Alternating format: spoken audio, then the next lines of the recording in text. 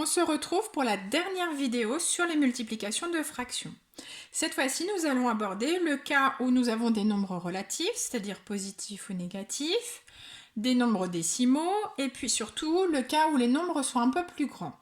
Si nous utilisons la technique de base, on va se retrouver avec des nombres encore plus grands, et lorsque l'on va arriver au stade de la simplification, ça va poser problème. Donc on va prendre les choses en main dès le début. Première chose, je regarde si mes fractions sont simplifiables. 5/16, c'est pas simplifiable, donc je ne peux rien faire. Moins 12 sur moins 25, ce n'est pas non plus simplifiable, donc je ne vais pas pouvoir le faire comme ça. On va donc aborder une nouvelle technique ensemble. Première chose, je remarque que j'ai plusieurs signes négatifs. Et je suis dans le cas d'une multiplication. Nous avons déjà vu ça ensemble. Comment faire pour simplifier l'écriture? On a le fameux grand P, pair, positif. D'accord? Celui-là, il est toujours avec nous. Ici, j'ai combien de signes négatifs? 1, 2, 3. 3, c'est impair, donc ça signifie que mon résultat total sera négatif. Donc, je vais laisser un signe négatif et un seul. Je vais donc déjà alléger mon écriture. J'ai donc moins 5 sur 16 fois 12 sur 25. D'accord? Donc, je le répète ici, j'ai 3 signes négatifs. 3, c'est impair. D'accord?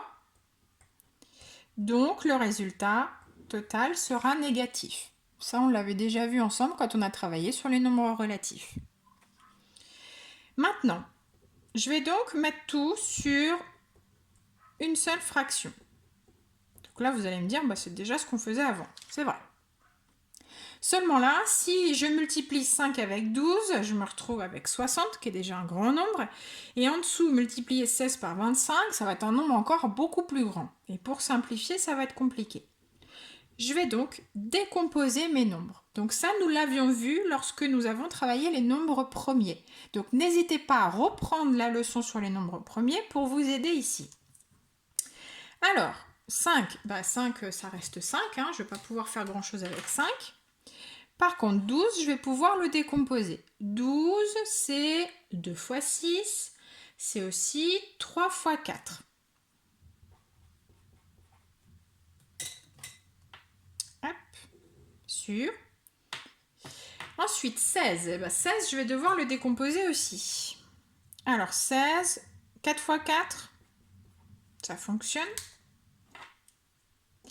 Et puis 25, celui-là, je pense que vous l'avez déjà en tête. 25, c'est 5 fois 5.